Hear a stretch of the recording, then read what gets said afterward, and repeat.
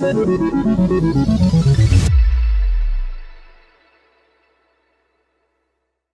friends, I'm Les Mood, your host. Welcome to the Destination for Innovation series brought to you by the City of Bakersfield and GreenTech Network. Today we're at RA Plus Northern California with a special guest, Ella. Welcome to the show. Hi, thank you so much for having me.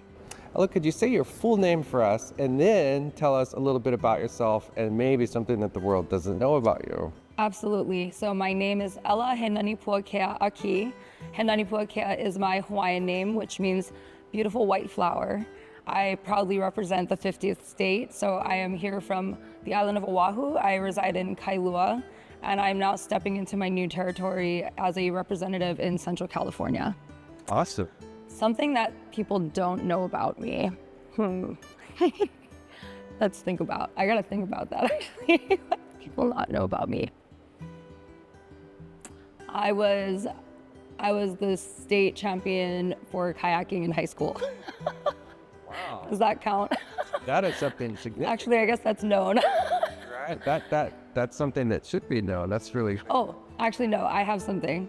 All right, so what I'd like to share, what may not be known about me is that I'm actually a third generation Ella. So my dad's mother and her mom, both of them are pure Hawaiian, and so I'm very proud to carry the legacy and heritage of my family's name. That's really amazing. Yeah, and that's something to be proud of. In terms of what you're doing now, where would you say that your journey began? My journey began at the start of the pandemic. So I've recently pivoted into renewable energy by chance, and yet also this is exactly where I wanted to be. My educational background is in environmental policy. I was working in sales in quite a different industry.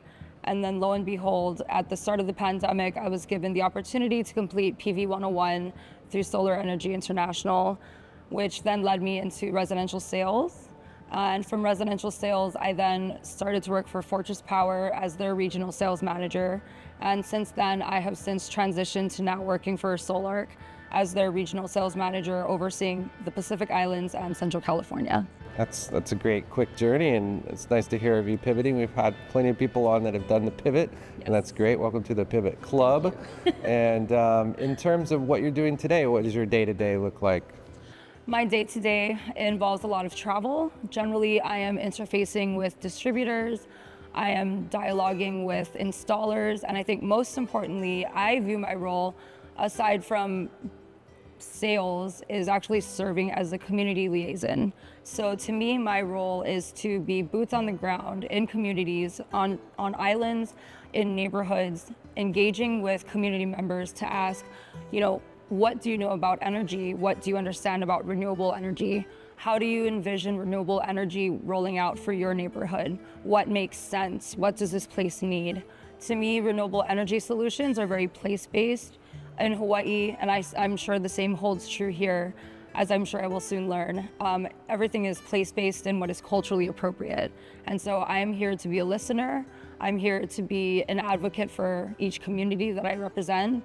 And I'm here to ensure that we are moving renewable energy forward in the right way, in the way that is best for the community that it serves. Mm-hmm. In this journey so far in the industry, do you have some struggles that you've been a part of, that you've witnessed, and maybe some associated triumphs with that we could learn from? Absolutely. Struggles, I would definitely love to see. I would love to see an increase of representation, more women in our industry, especially women of indigenous heritage. I'm very, very proud to be Native Hawaiian, Asian, and Native American. I would love to see more women in the rooms that I stand in. I would love to see more women participating in these conversations at these levels and contributing their voices, representing their communities. My personal philosophy is renewable, regenerative, and indigenous.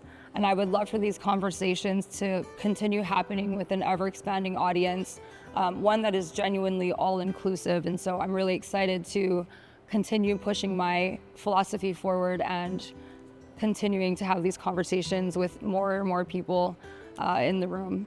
Absolutely. Excites me. Well, thank you for taking the time and sharing with us. And, in terms of maybe people who are looking to enter the industry, having just entered it, 4 years ago during the world standing still, do you have some advice that you would like to share? Absolutely. First of all, that this can absolutely be done. The path is being paved. We are paving it as we go. There is so much room for growth and progress in this industry, and the more the merrier. The greater the contribution to the greater good. My advice is definitely, this will require work and studying. It's constant learning, and I hope that this is an effort born of sincere passion and care and concern, because that's what drives my personal mission. But with that being said, if you do the homework and you do the studying and you complete the certifications, there is absolutely room for anyone to be present in these seats. Yeah, it's really neat how, compassion and caring, are one aspect, but doing the learning is a necessary part. And you're exemplifying that.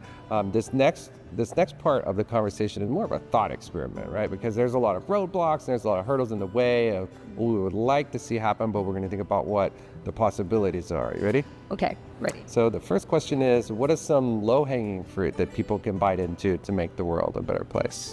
Right. So I think when we ask ourselves, what does it mean to each of us? What is it to make the world a better place? I think we can all agree that a great starting point is decarbonization. And so whether that's taking baby steps of, making the choice to walk or ride a bike versus getting in our cars, I think it's really simple, small habit changes that we can all implement in very easy ways. I couldn't agree more, because we can all make a difference and take one step at a time. In terms of bigger leaps, bigger challenges, what are some of the bigger challenges that we face in making the world a better place, decarbonizing, that we should also bite into? What should we not ignore and bite into? We should definitely acknowledge that we need economy to acknowledge the realities of finite resources. I think that is key. That's something that we all cannot afford to ignore. So, yeah. Yeah, if we have the abundance of the sun and we focus on that, then we'd be better off for sure. In making the world a better place, what role do you see community playing?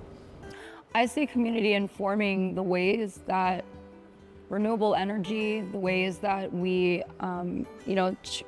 choose to live regenerative lives. I see community really informing how that happens. I see community supporting individuals within each neighborhood to adapt those changes. And so I really see community as the foundation for these changes to happen.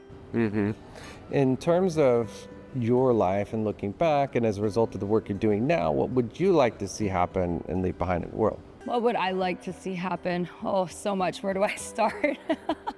Again, as industry members, I would really love to see our utilities and our governments and our communities all working together towards the same goal.